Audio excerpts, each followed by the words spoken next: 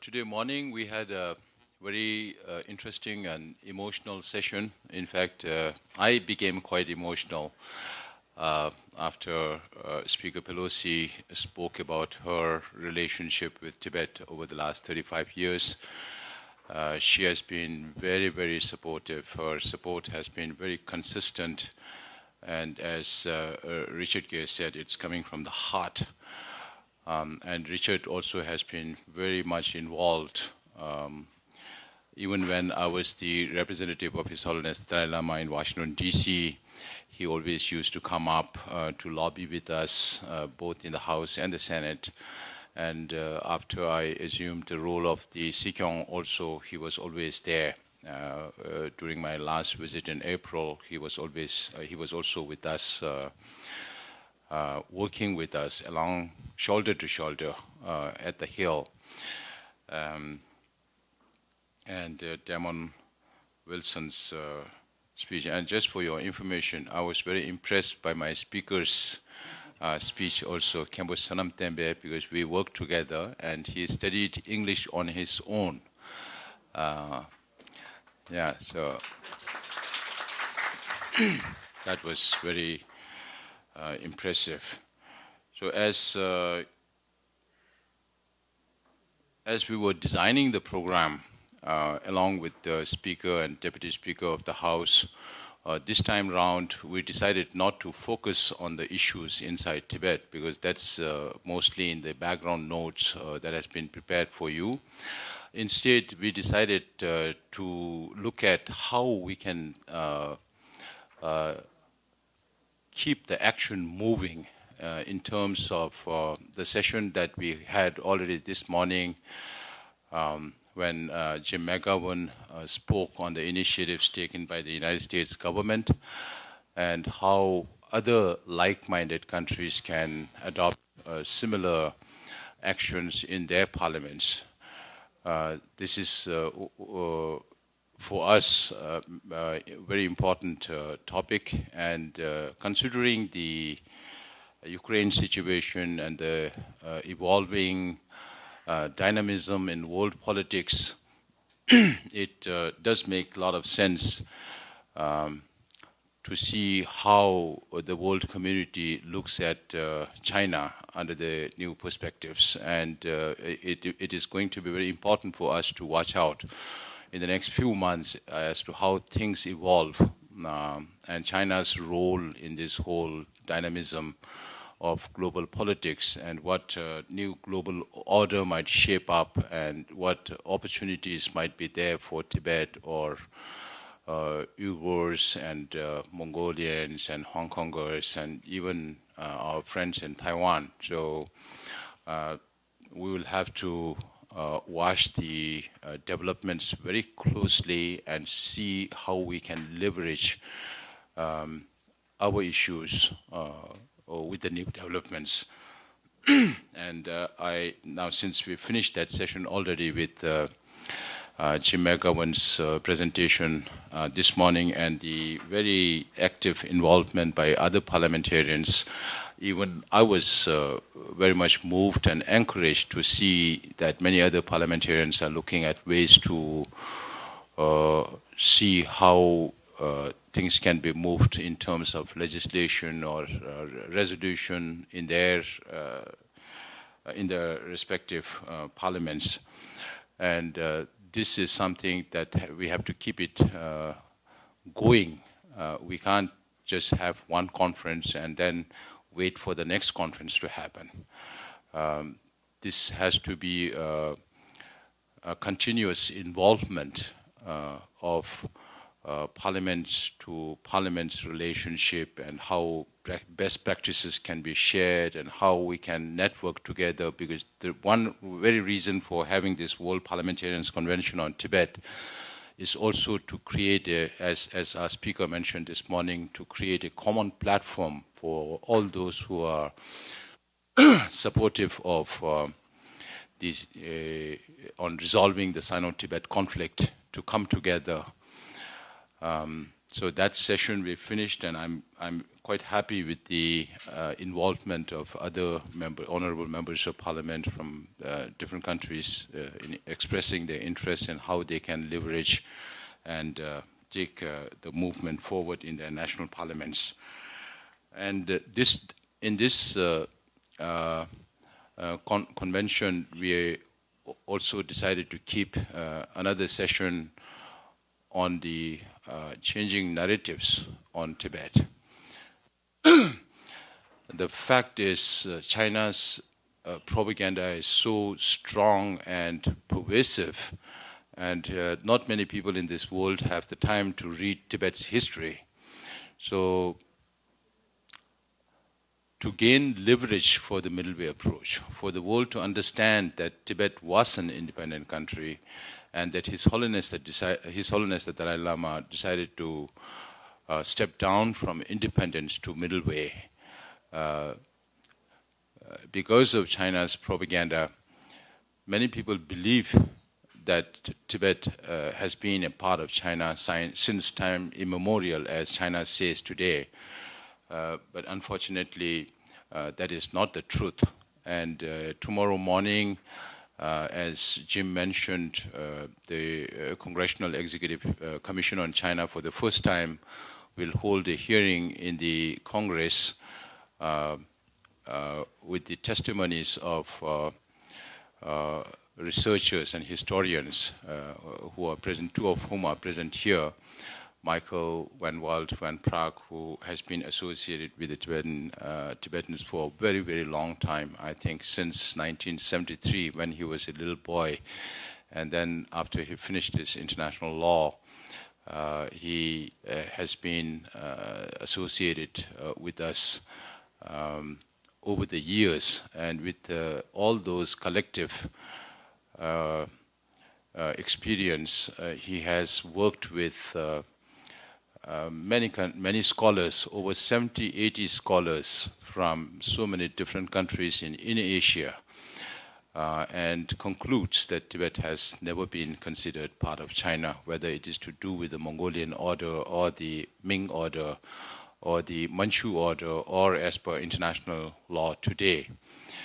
And then we also have Professor Lau with us here from San Diego, who has done, he has always faced this question as to whether Tibet is part of China or not.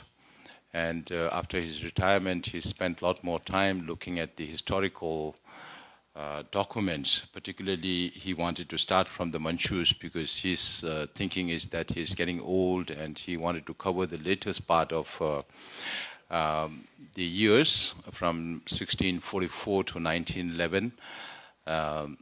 And his book is being translated. It's almost ready for publication.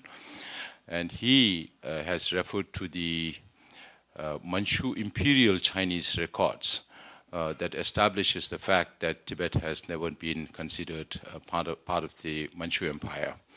And going back to Ming also, we hardly had much relationship with the Mings and the Yuans. We had relations with the Yuans much before the Mongols invaded China. So with those historical perspectives in mind, His Holiness was asked by the Chinese as a precondition to say that Tibet is part of China since time immemorial, or since antiquity.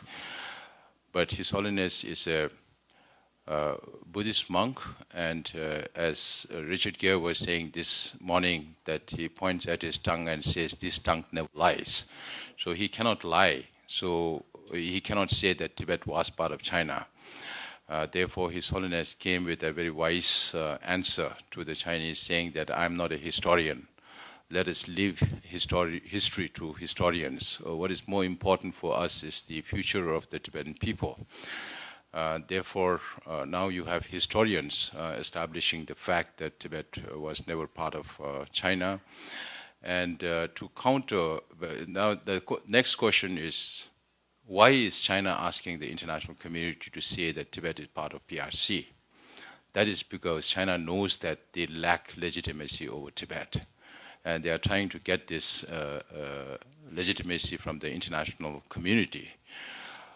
But unfortunately, the international community will not be able to give legitimacy of China over Tibet.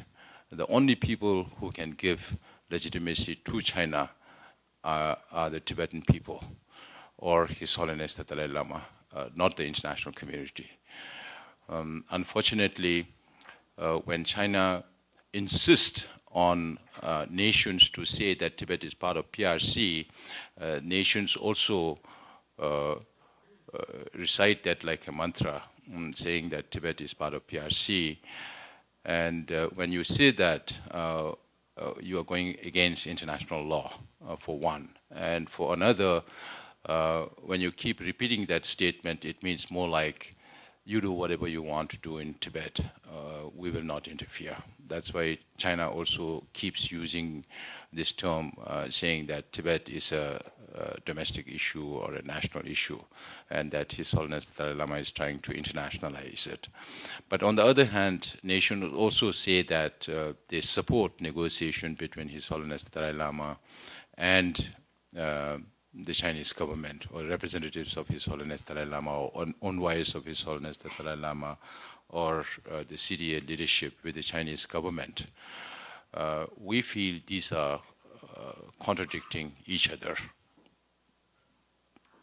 Therefore, it is very important to talk about the status of historical Tibet, which the US has taken the initiative in the form of a hearing.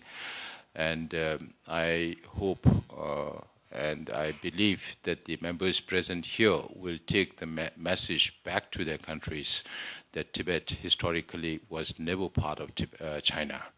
And the reason why His Holiness decided to go for autonomy instead of independence was taking the reality of the situation inside Tibet, considering that under President Xi today, Xi's policies and programs are all aimed at the eradication of the identity of the nationalities, whether it's the Tibetans or the Uyghurs or the Mongols. So Chinese have started teaching Mandarin from Montessori to the Tibetan students. They have started, according to one report by the Tibet Action Institute, about 78% of the Tibetan children are in what is termed as colonial boarding schools, separating them, separating the children from their families, keeping them away from their way of life. And if Chinese are really adamant about implementing these policies in another 15, 20 years down the line, we may not have that many Tibetans in Tibet who will speak the Tibetan language. And that will be very, very detrimental for the whole cause and for the existence. This is an existential problem for the Tibetans. So with these two objectives, the speaker and the deputy speaker, and we decided to design this program, not only to talk about the immediate and the urgent problems that we face inside Tibet, but look at how we can work together and how do we have to change the narrative to provide leverage for the middle way approach so that Chinese will have to consider coming to the negotiating table. The reason why I said these two statements of, on the one hand, saying Tibet is part of PRC, and on the other hand, saying that they support negotiation, are contradictory, and that does not help leverage because the middle way approach, because Chinese rule Tibet with an iron grip inside Tibet. And when there's no international community to caution them as to what is happening inside Tibet, then there's no reason for China to come on the negotiating table. So we now realize that this is the Achilles heel of China. The question that concerns the legitimacy of China over Tibet is China's weakness, and that is where we need to strike. The that is why we feel it's important to change the narrative on Tibet. Then there are also other issues in this program talking about Tibet's environment, which is not only important to the Tibetans, but the whole region and maybe for the whole world. Because we call ourselves the land, heavenly abode, land surrounded by snow mountain ranges. Then by 1906, I remember one American author having termed one of his chapters as roof of the world. And since then, the Western world started calling Tibet the roof of the world because of its altitude of more than 12,000 feet average altitude of Tibet. And then Asians call Tibet as the source of Asian rivers, because the major rivers that originate from Tibet goes into India, Pakistan, into India, Bangladesh, then into Burma, into Laos, Cambodia, Thailand, Vietnam. And the two major rivers in China also originate from Tibet. So there are serious issues about water security in the years to come. We have been saying that we are political refugees today, but there may be many more environmental refugees in the future. It's estimated that about 1.8 billion people, because these are the most densely populated areas in the world, some estimate that 1.8 million people in this world either directly or indirectly depend on a river that originates from Tibet. So this is of importance not only to the Tibetans, but the whole neighboring downstream countries. Right now, the downstream countries are not in a position to stand up to China, but if it comes to that, when it comes to their livelihood, I'm sure they will, but let's hope that it's not too late, because China does not share any hydrological data with any of the downstream countries. They have built at least 32 dams on the Mekong even before it reaches the next country. There are major programs on the Brahmaputra at the Pent, where they are talking about a dam twice the size of the Three Gorges Dam, which is the biggest in the world. And the Himalayas are a seismic zone, very prone to earthquakes. Just recently we had another earthquake in Tibet. So you can imagine the implication of Tibet's fragile environment over the whole region. Then in this convention, we also have our friends from Uyghur. Dolkun Isa is here. We have had a very long relationship. Uyghurs are our neighbors, our friends. I always ask our international friends not to use the word Xinjiang also.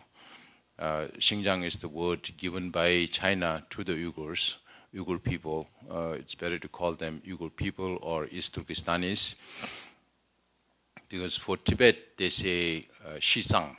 I was told that Chinese government tried to use Xizang for about 3 weeks, and then they realized that nobody understands what Xizang is. So they went back to Tibet. So I think if the international community does not use the words that China uses, even when you look at the Google map, if I look at the Google map, I won't be able to identify areas inside Tibet which are now Chinese names. So we have to desist. But these are also part of the signification of Tibet and other national regions inside China, even though these are small matters, but it does matter a lot in terms of avoiding or deflecting China's signification of all the nationalities in Tibet and in China. And during this session, we also have we will have friends from Hong Kong and maybe also Mongolia, where we will discuss about finding common grounds. Even though our issues are different, people are different, but we face the same opponent. And how do we galvanize our efforts together to face the common opponent? And I think that will be one very interesting session where we hope that there could be some concrete proposals for us to pursue into the future to face common challenges. So with these remarks, I also want to specifically point out Speaker Pelosi's remarks this morning about His Holiness reincarnation, which should be in the declaration of this World Parliamentarians Convention on Tibet, that the reincarnation of His Holiness the Dalai Lama will lie only with His Holiness Dalai Lama and the Tibetan people, not the Chinese government. Just before conclude, I want to recognize the presence of my old friend, Senator Dini No, because he is the one parliamentarian who has never missed any of the World Parliamentarians Convention on Tibet since 1994. The first World Parliamentarians Convention on Tibet was held in 1994, and he was there from that time onwards to the second Parliamentarians Convention in Lithuania in 1995, and the third Parliamentarians Convention in Washington, D.C. in 1997. And then there was a long gap, and I was personally involved in organizing the fourth World Parliamentarians Convention on Tibet in Scotland in 2006. And by the next convention, I was already the Speaker of the Parliament in 2009, when we had the fifth World Parliamentarians Convention in Rome. And the sixth was with Senator Dini No in Ottawa. He hosted the World Parliamentarians Convention in Ottawa in 2012, and then there was a long gap of 7 years till it was held in Latvia in 2019, and now we are here after 25 years in Washington, D.C. for the 8th World Parliamentarians Convention on Tibet. So I really appreciate the presence of all of you, some of you whom you have traveled for 26 hours to reach here, and that itself shows your concern for the cause of Tibet and the importance of resolving the Sino-Tibet conflict. As Michael would, I'm sure, repeat in his presentation tomorrow, that we don't want to trivialize the conflict by calling it the Tibet issue. We would rather like to call it the Sino-Tibet conflict to raise the level of the nature of the cause. So we have to be, I would urge you to be more careful about the semantics also, because semantics also matter a lot when it comes to political issues. So thank you very much again for your presence. I won't be speaking anymore till the end of this conference is over. But I would like to seek very dynamic involvement from every one of you. And when you go back to your countries, I hope you will go back with more concrete ideas about what you need to do in your own national parliaments. Thank you so much.